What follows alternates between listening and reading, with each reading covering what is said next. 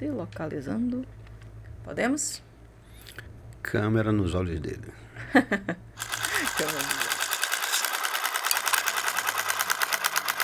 Olá, bem-vindo a mais um Prosa Cinéfila. Hoje a gente vai falar um pouquinho sobre presente, passado e futuro do cinema e do cinema baiano em especial, porque o nosso convidado de hoje, ele perpassa, né, pelo tempo. É uma pessoa que começa lá nos anos 70 e até hoje está na atividade, com novidades, se renovando. Estou aqui com José Aripe Júnior. Tudo bom, Arara? Bem-vindo. Oi, Amanda. É uma felicidade estar aqui, esses espaços onde a gente possa falar do nosso cinema em geral e do próprio cinema é coisa rara e importante. Com certeza, né? Como eu disse, né? Arara é um multi-homem também, né? Ele começa com as artes plásticas, trouxe até um presente para mim aqui, eu já me exibi. Olha, que coisa linda. E até ator, né? Já foi ator, diretor, roteirista, né? Diretor de arte, já fez um pouquinho de produtor, já fez um pouquinho de tudo, né? Eu sou de Ilhéus, assim como sua família, né? Isso. Fiquei sabendo. Eu fui criado numa família que tinha pendores para as artes. Minha mãe era uma pianista, escritora, desenhava também. Então acho que eu tenho um dom assim e considero as artes uma linguagem só. Sim. Quando eu tomei a decisão de fazer filmes, eu tinha uma certa consciência que eu precisava passar a limpo as diversas linguagens para eu poder chegar ao cinema preparado, digamos assim. Entendi. Isso, construindo, né, os bagagens. Maravilha. Mas como eu disse, presente, passado e futuro, a gente vai começar pelo presente, depois vai pro passado e pro futuro.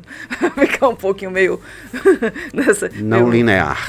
Meio Raul Seixas também, né? Porque você lançou recentemente uma minissérie, né, que passou na TVE, que foi Espadas Tartarugas. Né, uma comédia que vem de um grupo, né, hippie, né, fazendo uma pousada que vai chegar uma nova pessoa. Conta um pouquinho como é que é esse processo. Ali você falou na estante dessa coisa do... qual é o trabalho que você mais gosta ou mais gostou? Talvez seja sempre o último que a gente acabou de fazer, Sim. O que a gente mais gostou. E Espadas Tartarugas, ele é para mim um grande desafio, porque eu tento, quando eu estou produzindo alguma coisa, fazer sempre algo maior do que eu fiz antes. Então, me interessa muito o processo. Certo? Então, eu alcancei um outro patamar Passando aqui uns 3 a partir dessa série, porque eu dirijo 9 atores, às vezes de uma vez só, em cena. Então, esse desafio de crescer as dificuldades, os planos de dificuldade que um filme exige, o número de atores, o número de locações, o número de cenas, as horas de episódio. Essa é a maior série que eu já fiz e também a maior série de ficção já feita na Bahia, em termos de minutagem, digamos assim. Sim. Então, para mim, foi muito gostoso o desafio de escrever 8 episódios de uma série que tem uma série de camadas. Quais são essas camadas? Por exemplo, é uma série que ao mesmo tempo é uma comédia, ao mesmo tempo é um drama. Tem um pouco de tudo que eu uso no meu trabalho. Eu uso circo, eu uso quermesse, eu uso rádio, eu uso cinema, eu uso teatro. Eu vejo o cinema como uma mistura grande de linguagem, sem necessariamente ficar preocupado. Isso está muito teatral, ou isso está muito assim. Certo? Então, esse desafio de contar uma história que tem um pé na realidade, que é uma questão da preservação do meio ambiente, da especulação imobiliária, mas também um pé na história. Uma história que é fundamental para onde nós chegamos. O movimento hippie nos anos 70, certo? E ali o apocalipse do final do século XX, 1999. Então a história passa em 1970, uma aldeia criada por 3 hippies, a exemplo de Arembepe, que Em 1999, essa aldeia já não é mais uma aldeia, Sim. é um spa. Um spa de emagrecimento espiritual, onde aqueles 3 hippies se transformaram em gurus, curandeiros, eu quase falava curadores, curandeiros, que vão receber pessoas com problemas, vamos dizer assim, karmáticos, problemas difíceis de ser resolvidos, e eles com uma série de truques. Então passa a questão também da pseudociência. Sim. Do que é, né, digamos assim, essa fé no sobrenatural, essa coisa que fica no limite entre a malandragem e a verdade, digamos assim. E a personagem da Manuela Araújo é a herdeira de um deles que falece e que vai quebrar um pouco esse ciclo, né, dessa... Assim, o spoiler é necessário. Tá no trailer, depois que eu... Porque... mas o principal deles, o líder, que é a Derbal Mandrix, ele morre. E aí chega inexplicavelmente um herdeiro, que não é um herdeiro, Sim. é uma herdeira, e que ninguém sabia que existia. E aí começa a ter um conflito entre aquela mulher moderníssima e toda empoderada que chega de São Paulo, dos business, formada em marketing gourmet, ecológico e tal, que vai se defrontar com essas realidades todas. Quem foi o pai, que ela não sabia, não conhecia. O baú do pai, o quanto o baú do pai vai oferecer para ela, que aí é uma coisa incrível, porque o baú do pai traz filme Super 8, que ele filmava em Super 8, e traz cassetes. Então, a série é musical nesse sentido. Sim. Por isso que Emanuele foi a atriz perfeita que eu escolhi para esse.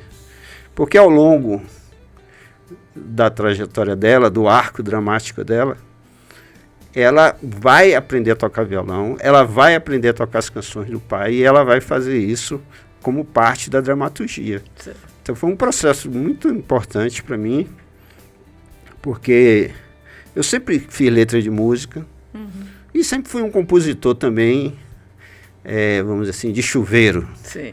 Mas como eu não toco nada, nem escrevo música, eu, às vezes... Mas aí eu me coloquei no desafio. Eu tenho um parceiro, Marcelo Lopes, que é um músico bastante talentoso. Não é exatamente um músico que vive de música nativa, mas ele topou o desafio. Eu fazia os esboços das melodias ali, gravava, e ele aprimorava aquilo. Nossa. E ficaram belíssimas canções, 9 belíssimas canções feitas desta forma. Maravilha. E tá no Spotify essas canções? Não, ainda não colocamos, estamos ainda questões de deixar a série rolar nos streams para depois fazer isso. Bacana.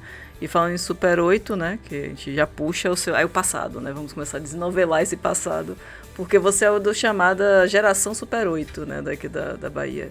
Você, Paula, o Navarro, o Belis, né, como é que é esses jovens querendo fazer cinema na década de 70 na Bahia, como era isso?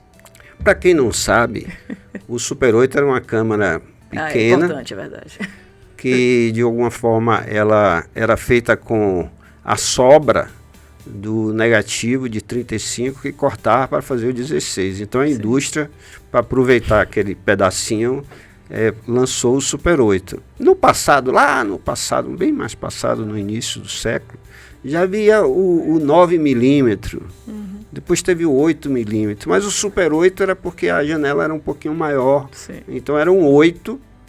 Melhoraria. E era um cinema doméstico, era um cinema que as pessoas praticavam em casa. Podia ir numa loja na esquina, comprar uma câmera e ter em casa e fazer os aniversários do filho. Só que muita gente começou a fazer aquilo como arte, como cinema, e a Jornada Internacional de Cinema da Bahia, que estava começando, absorveu o Super 8. Tinha 35, 16 e Super 8.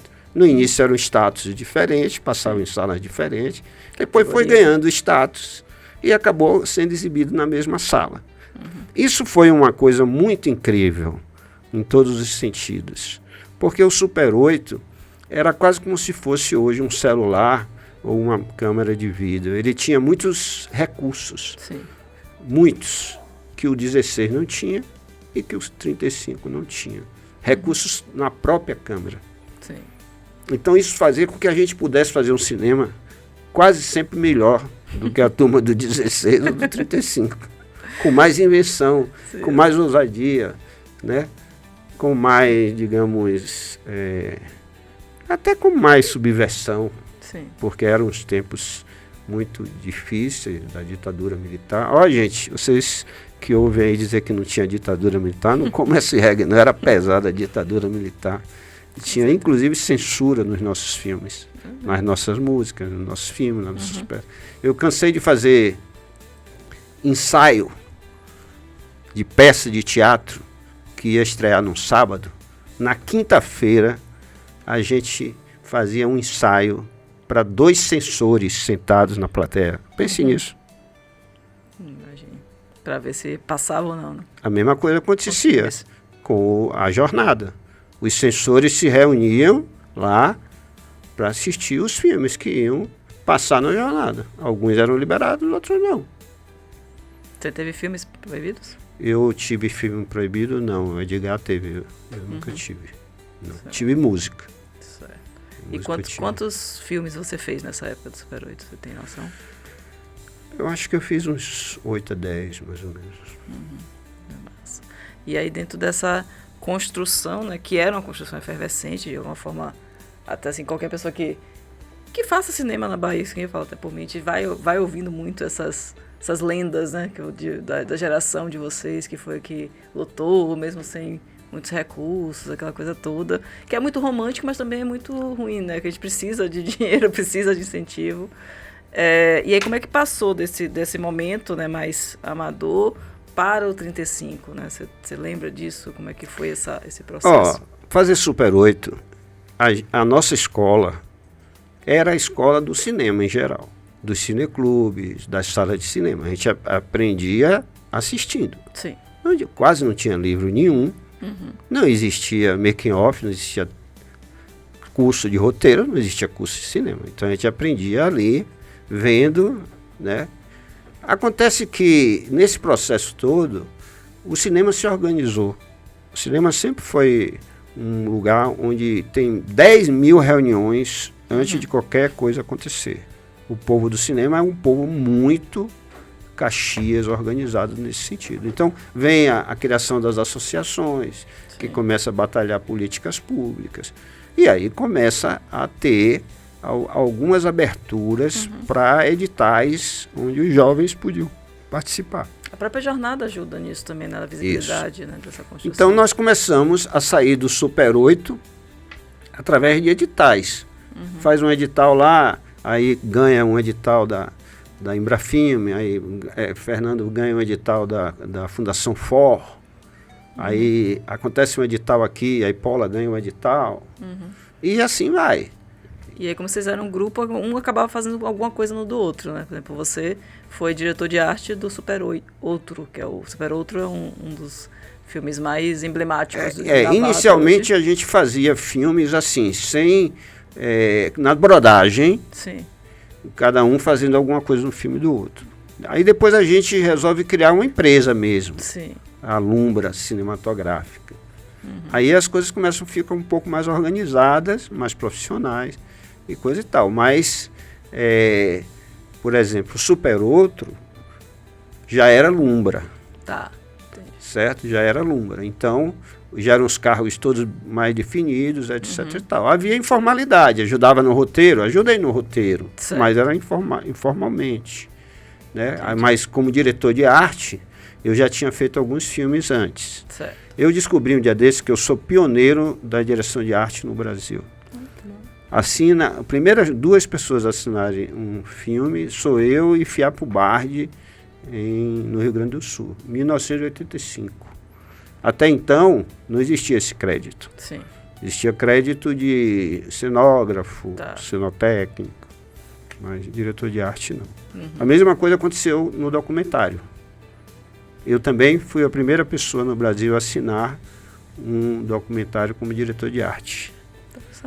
Porque tinha essa documentário é o real, né? Não tem direção de arte. Eu assino Anil, que é um filme, talvez seja um dos filmes mais lindos que já foi feito na Bahia, não por minha causa, por causa do talento de Fernando Belles. Não sei se você conhece esse filme, mas é um filme espetacular.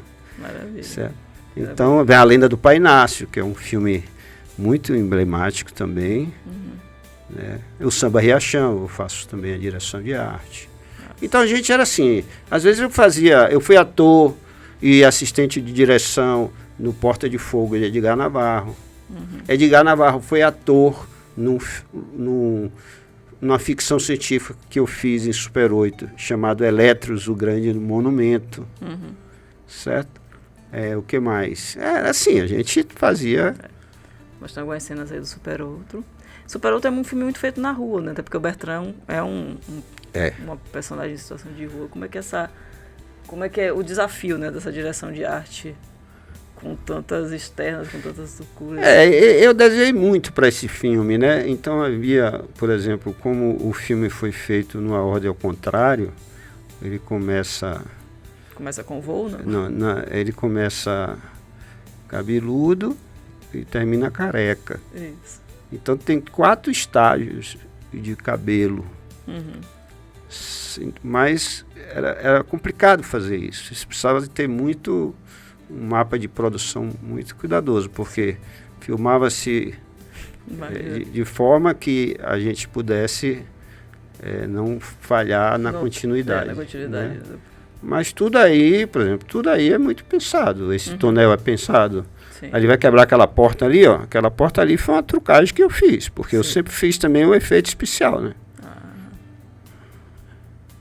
Legal. Quer dizer, dentro desse processo de direção de arte, eu também sempre tive colado com o efeito especial. Sim. Talvez até você vai para animação depois também, né? A animação já é já mais à frente. Já é o primeiro filme que eu fiz, ainda lá em Ilhéus, aqui em Ilhéus de Salvador, que é um filme que eu não tenho, tá perdido, chama João Cidade. A abertura dele, que foi a primeira coisa que eu fiz no filme, eu fiz em animação, um stop motion. E aí o seu primeiro 35 vai ser o Mr. Abracadabra, que é um pouco uma homenagem ao cinema também, né? Ela estava fazendo 100 anos do cinema. Eu não vou dizer que eu fiz... eu vou fazer um filme para homenagear os 100 anos do cinema. Não foi isso, exatamente. Mas foi isso que os professores venderam para a gente. Eu tinha uma ideia, Sim. que era aquela ideia ali daquele cara que é um mágico que está perdendo o poder, baseado na história real, porque esse mágico existiu em Salvador. Mr. Cristófilo, Mr. Black. Nossa. E ele foi velhinho durante uns 40 anos, fazendo festa de criança. E aí existiam, antes desse filme, que é ficção, existiam 2 documentários sobre esse cara. Um de Cabá e outro de Paulo... me esqueci agora. Paulo Sá, um médico, Paulo Sá. Então eu usei, inclusive, assisti os 2 como pesquisa para esse filme. Então a ideia era contar a história desse homem que os truques já não estão dando certo, quando ele se renova ali, quando ele encontra um sucessor dele, digamos isso, recupera ele para aquilo. Mas aí quando eu comecei a estruturar a ideia e coisa e tal, eu percebi que era 100 anos de cinema. Então eu digo, eu vou fazer como um filme mudo para homenagear o cinema. Então isso foi, a construção da ideia foi assim, dessa forma. E chegou para mim já assim, era 100 anos de cinema, tinha que fazer um filme sobre não. isso. Era um edital, não tinha nada a ver com 100 anos de cinema, mas coincidentemente era a retomada do cinema brasileiro. Sim. O cinema brasileiro com o governo Collor, ele chegou a bater o recorde de 0 filme no ano. Sim. Então depois teve a mudança de governo, entrou uma secretaria do audiovisual nova, e aí lançou um edital chamado Edital da Retomada. E esse filme ganhou o Edital da Retomada. Legal. Ele tem uma história muito engraçada, porque a gente estava fazendo Héteros, a comédia, que é um filme com recursos de algum país aí que eu me esqueci agora qual é. E Fernando Bell estressadíssimo. E tinha a data de entrega, daqui a 3 dias. E o Fernando reprimindo a gente, pra gente não desfocar. Aí, Fernando, me perdoe, viu? Tô aqui fazendo fofoca. Aí, eu tinha acabado de comprar um computador.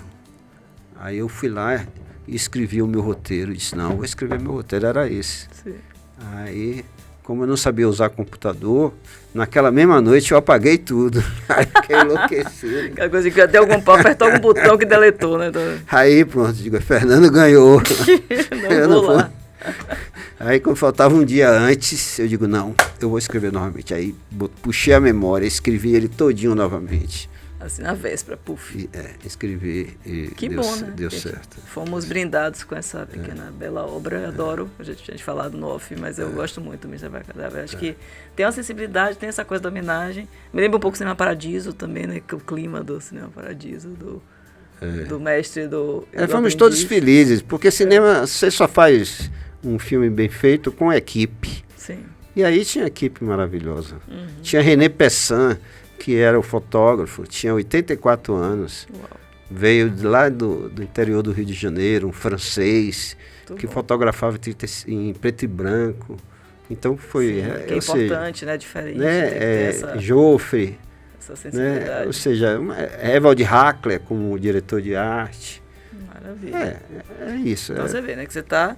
Foi a retomada do cinema brasileiro, você ganhou esse edital, e a retomada do cinema baiano, você também estava lá, né? No 3 Histórias da Bahia, que juntou você, Iglesias e o Sérgio Machado para fazer esse longa que não deixa de ser um longa, porque tem essa junção do carnaval, mas são 3 curtas que se juntaram, né? Como foi essa ideia exatamente? Existe erros históricos, inclusive um dia desse teve uma polêmica com 2 historiadoras. Sim. Em que eu tive que intervir e dizer, não, vocês estão desinformadas. Porque realmente foi um longa-metragem. Sim. Nunca foram 3 pessoas separadas que fizeram 3 curtas e resolveram juntar. Foi um edital feito pela Dimas, José Walter Lima Júnior, criou um edital. Na capa do edital que eu tenho em casa até hoje está escrito longa-metragem, certo? Em que propunha a moda italiana dos anos 70 fazer um filme de episódios. Então, aquilo era uma forma de contemplar mais pessoas, certo? Já que era um longa só, né? Exatamente, e tirar o jejum. Sim. O orçamento era tão pequeno que teve alguns cineastas, inclusive justiça seja feita a Paula Ribeiro, né, grande parceiro, que ele disse, não, esse eu não quero participar não vamos participar disso não. Certo? E outros também que não quiseram participar, porque acharam que aquilo ali era uma corda tão puxada, um orçamento tão pequeno, tão inviável, digamos assim, que não participaram. Nós participamos, várias pessoas, muita gente, não foram poucas na época. E nós tivemos a sorte. Eu nem conhecia a Diala, por exemplo. Sérgio eu conhecia um pouco, levemente, mas não conhecia. Então, cada um foi fazer o seu.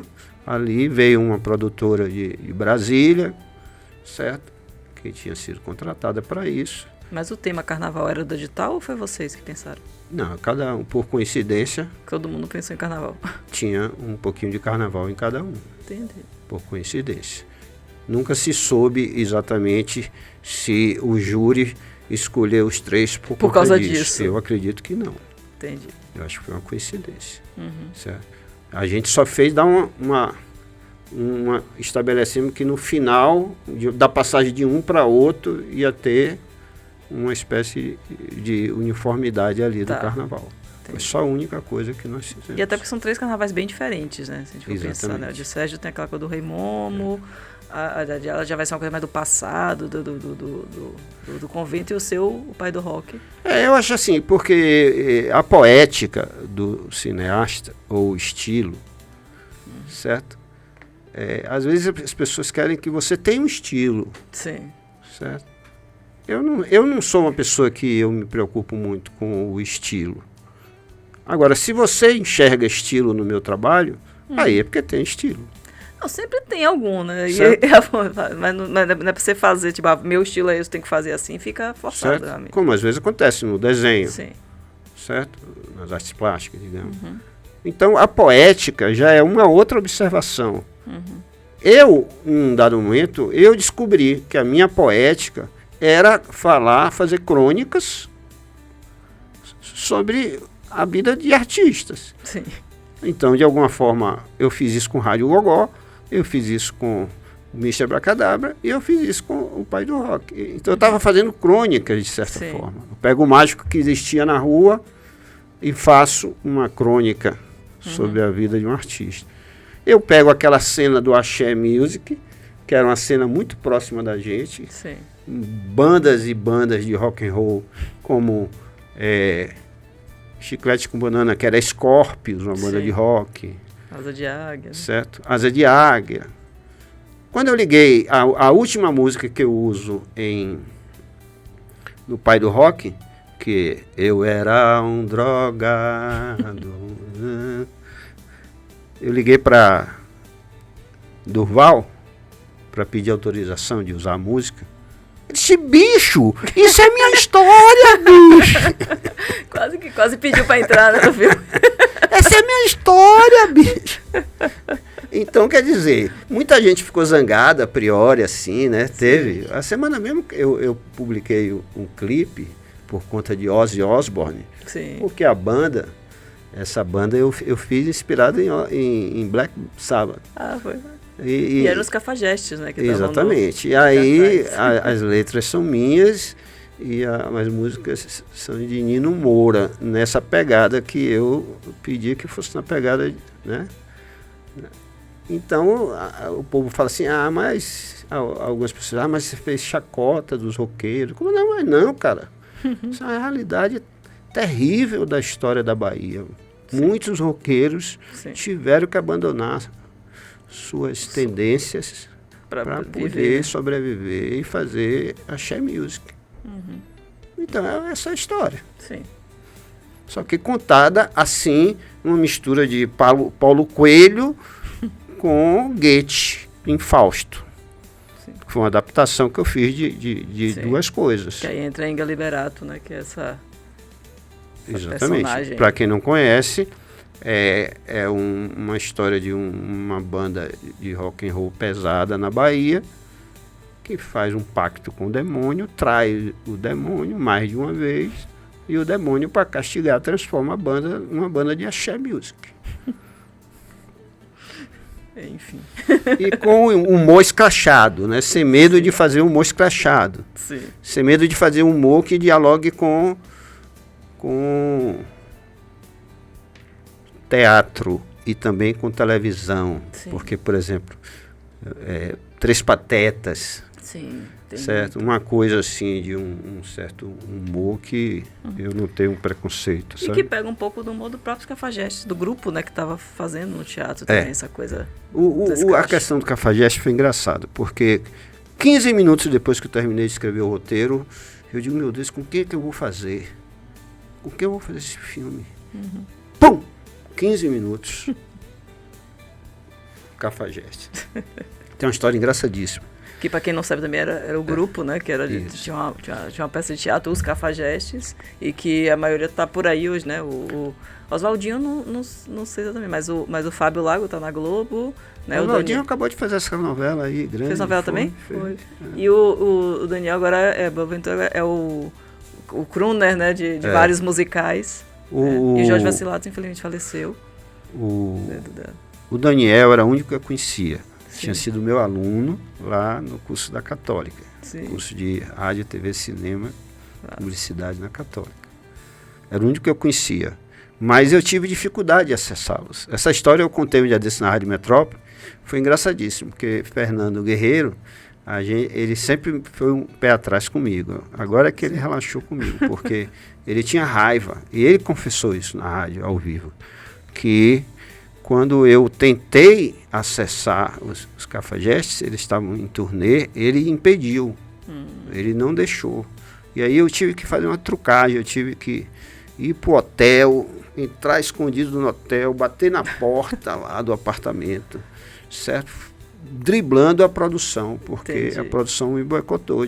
Não queria de jeito nenhum. Não queria que eu acessasse. Mas foi maravilhoso, foi sensacional. Acaba sendo bom para os dois, né? Porque também dá visibilidade, também tem uma troca, né? Acho que tem essa construção. E eles, o Jorge Vacilato, músico, canta. Sim. Né? Fabinho, todos cantam. Todos cantam. Na peça, inclusive, eles cantam. Todos cantam. Na peça cantavam, isso era fundamental. Isso. E Daniel se tornou um grande cantor romântico. Exato. Né? E ele é o maior cantor no México atualmente, né? Como se fosse um sucessor de Julio Iglesias. Maravilha. E aconteceu realmente um dia desse, aconteceu uma coisa surpreendente, que era o dia do rock. E aí ele botou o clipe, que o clipe, ele é o protagonista do clipe, canta aquela música, no Instagram dele. Rapaz, em poucos segundos tinha, assim, sei lá, uma quantidade de views e gigantesco, principalmente do México. Sim. E aí não demorou um pouquinho, tiraram do ar. Porque tem uma cena que aparece no badalo do bumbo da bateria. Sim. É um pênis de plástico, de látex. Aí tiraram do ar. Não pode, como é que o cara um romântico alguém denunciou, coisa e tal, aí tiraram.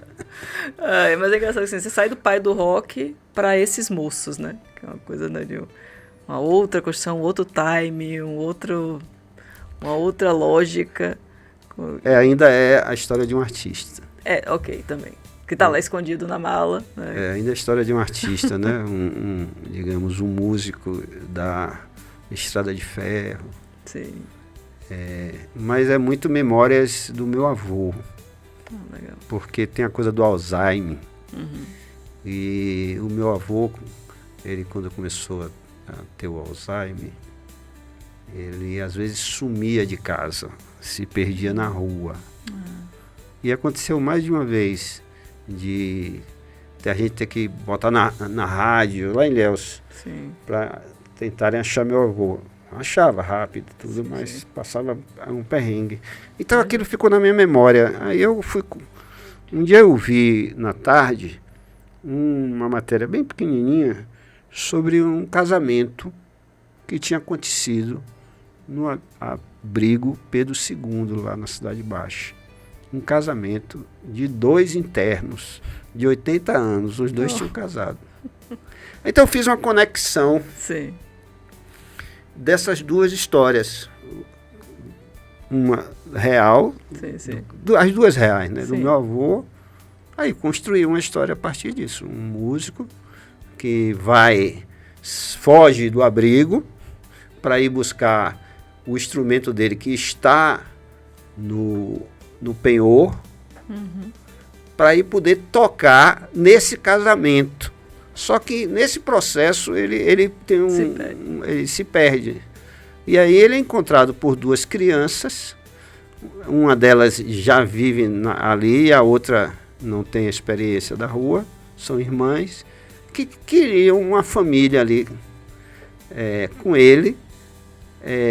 Durante um processo de 48 horas, eles vão viajar com aquele homem e principalmente explorar aquele homem.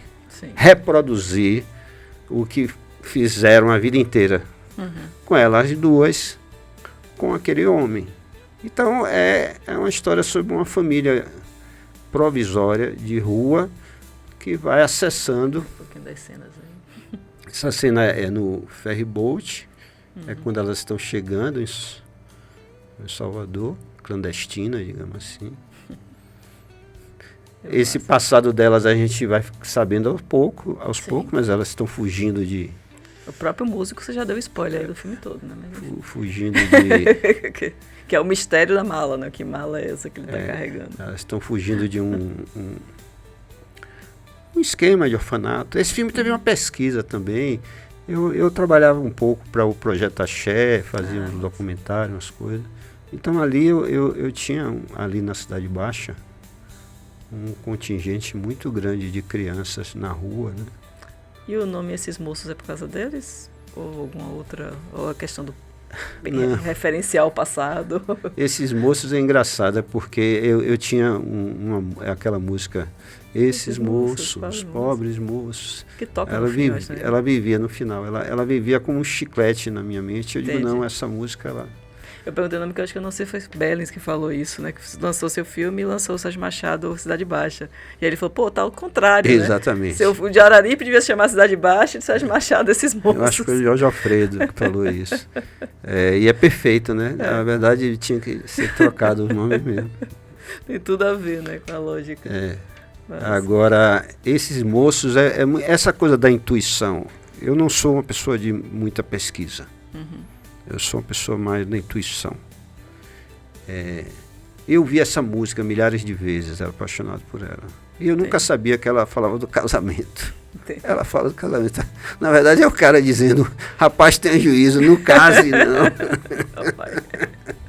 Então quando deflagra lá a notinha da tarde do casamento e tudo convergindo por um casamento lá de 2 idosos, certo?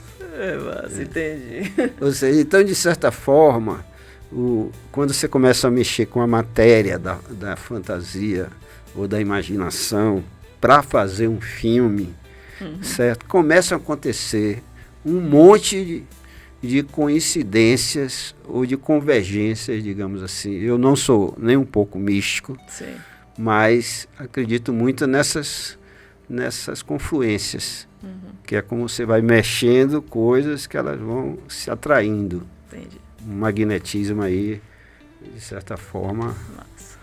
E aí depois disso aí você começa a pensar outros rumos, né? Como eu disse, você é um cara que vai se atualizando, até porque você vem das artes plásticas também, vai para o Rio, vai pensar outras linguagens, vai embarcar um pouquinho na animação também. A ideia era exatamente sempre continuar aprendendo, vai mergulhar mais no roteiro também, virar consultor. Como é que foi essa você foi se reinventando, se atualizando? Como é que foi isso? Eu sou um pouco assim compulsivo e exageradamente produtivo. Sim. Então eu tenho um acervo muito grande de projetos, certo? Hoje já tenho, assim, estou na casa de, acredite se quiser, na casa de quase 200 projetos. Uau. Certo? Então, é impossível fazê-los todos. Mas o prazer de fazer é um processo. Então, ontem mesmo eu fiz um novo. Assim, eu pego, esses caderninhos eu uso a vida inteira. Então, se todo dia tiver uma ideia nova, eu anoto, desenvolvo um pouco e vou botando no meu banco. Sim. Então, dependendo da situação, eu vou, digamos, colocar aquilo para rodar. Certo? Mas só que, pela quantidade, acaba virando um paradoxo. Certo? Quando você termina um longa, você quer fazer outro. Aí você fica assim, eu vou fazer outro longa, vou fazer outro longa, vou fazer outro longa, aí eu vou para Cannes, aí eu vou para o Oscar. Não, não é bem assim. Por que não é bem assim? Porque o meu processo não é bem esse. O meu processo é querer fazer alguma coisa diferente. Tá. Aí começa respondendo sua pergunta.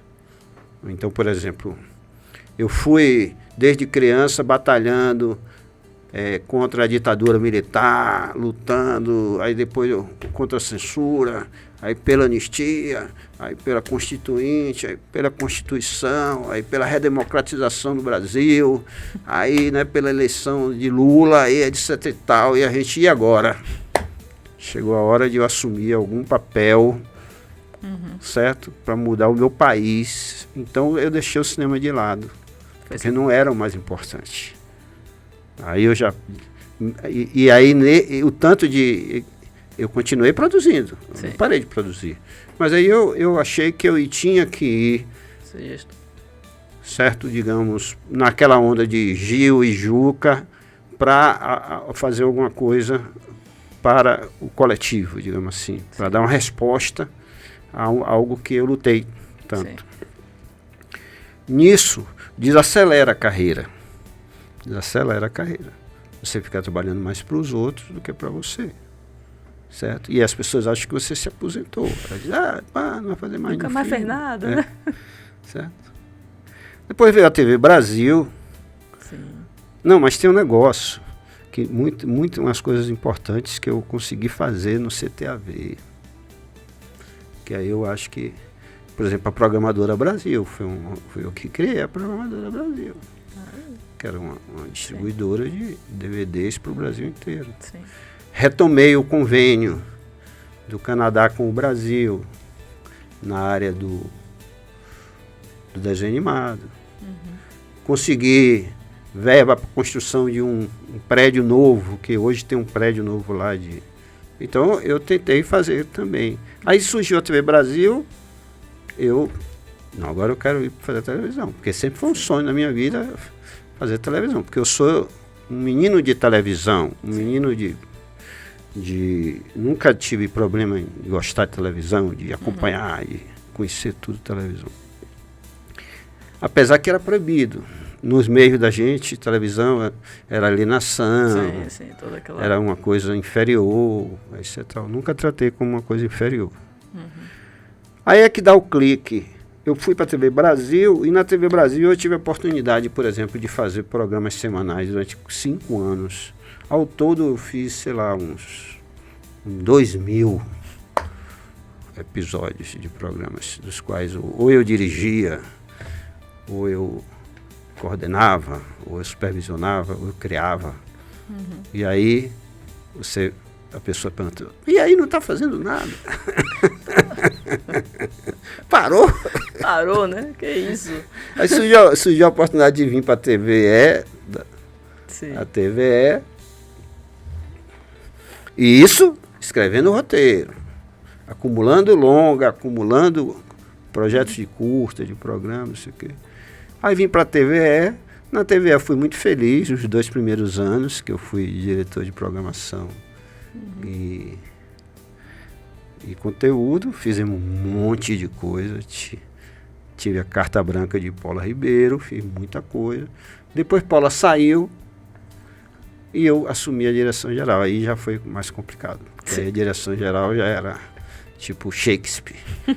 Em vez de eu trabalhar, eu ficava todo dia tentando me manter ali, porque era uma guerra de política, e eu não tinha esse trato com a política.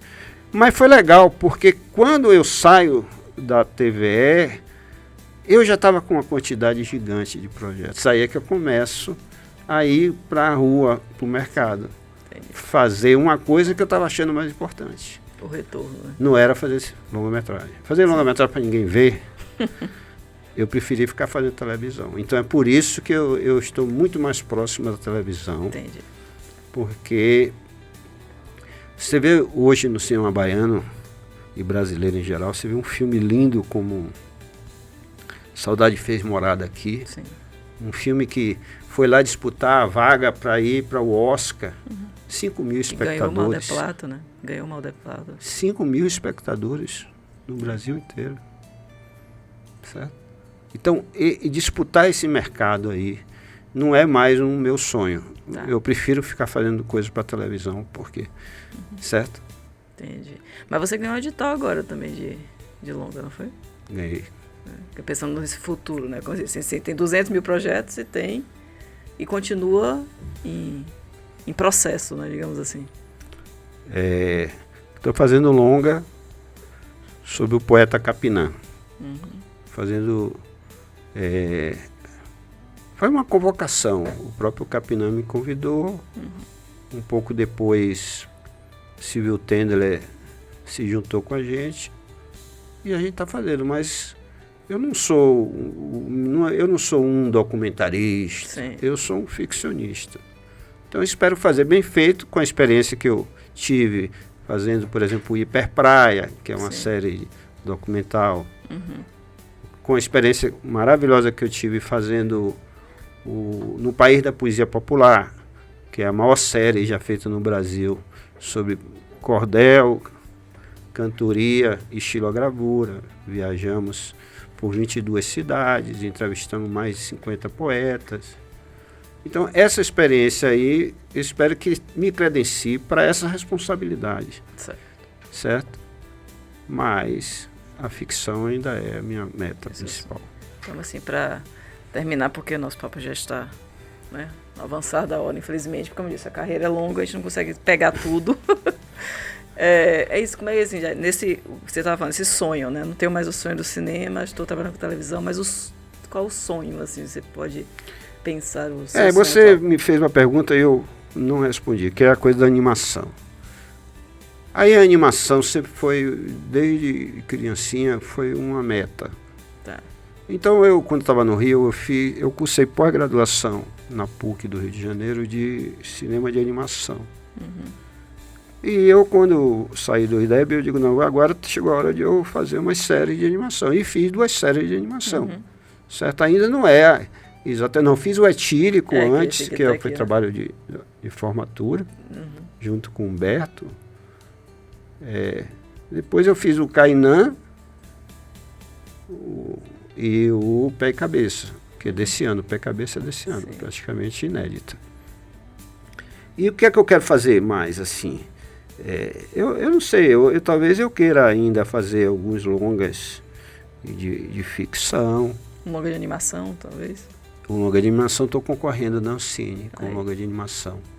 Chama Jogando Limpo, que é uma ficção científica, passada em 2070, sobre uma cidade assim, distópica, que fica colada com a base de Alcântara, onde é um lugar onde os foguetes sobem diariamente.